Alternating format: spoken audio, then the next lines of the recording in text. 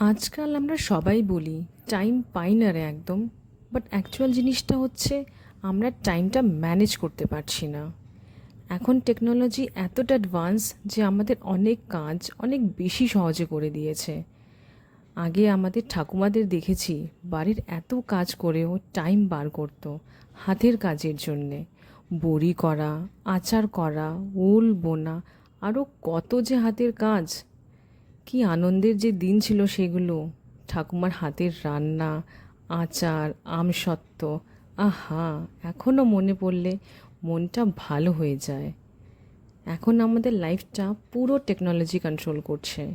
সকালে ঘুম থেকে ওঠা থেকে রাতে ঘুমাতে যাওয়া অবধি টেকনোলজি আমাদের এত ব্যস্ত করে দিয়েছে যে আমরা টাইম বার করতে পারছি না নিজেদের শখের জিনিস অ্যান্ড কাছের মানুষগুলোর জন্যে।